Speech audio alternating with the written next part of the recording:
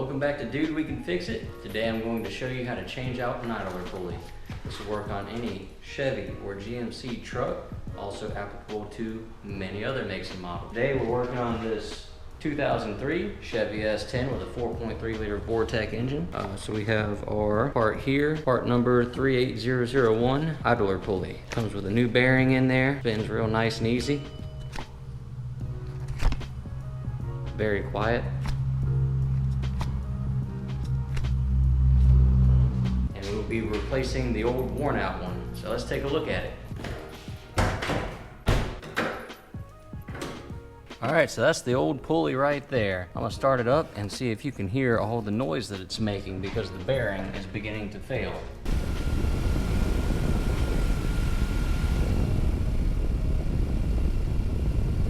You may have not been able to distinguish the noise from this bearing on this video, but I could hear it starting to whine. So, first thing we'll need is a 3/8 ratchet. And you'll go down there to the tensioner and it will just lock into it. Here's our alternator, come down here.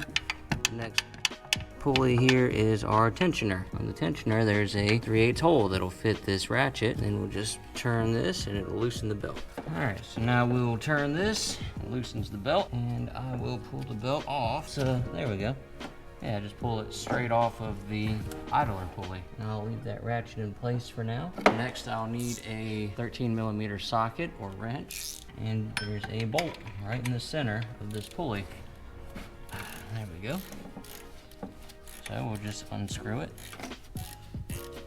Now that I have it isolated, maybe we can get a good audio sample of this guy, huh? You can hear how noisy that bearing in there is. So we'll go ahead and finish unscrewing this and replace it. All right, that's him. You can hear how much noise that's making. Crazy. So at this point, we need to extract this washer and this bolt out of the original bearing.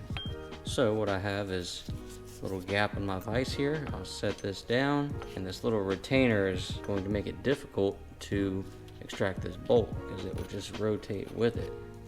So I'll just tap it down with a hammer. We got our bolt and washer out from the other side. We can do away with that retainer altogether. And then we have this spacer on this side. Now we can see that this is just the same thing that we have from the parts box.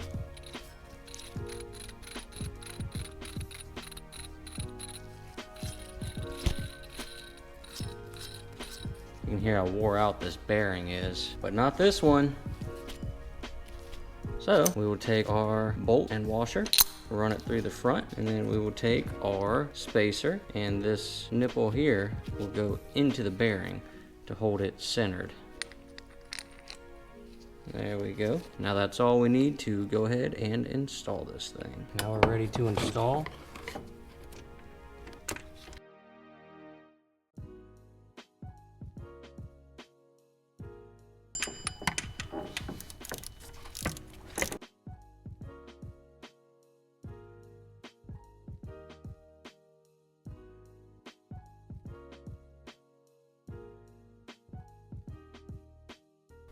All right, now we're nice and tight. Snug it up, and then give it a quarter turn. Perfect. There's no play in or out. Front to back. And it spins very nicely. Now we can pull up on our ratchet that's still attached to the tensioner down there. And then we can push this belt underneath the new idler pulley. There we go. Push our belt back underneath the idler pulley. Now we can release tension on our tensioner and remove our ratchet. Now make sure to check that the belt is in the groove on all of these pulleys and hasn't come out anywhere. We can see that our new tensioner is doing a good job. There's no play in it and it is much quieter.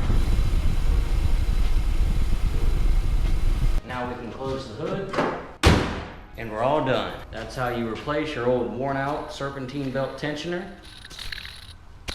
with a brand new one so that you can get your truck back on the road. Thanks for watching. If you enjoyed this video, please give it a thumbs up. If you like our content, please subscribe to our channel. And as always, dude, we can fix it.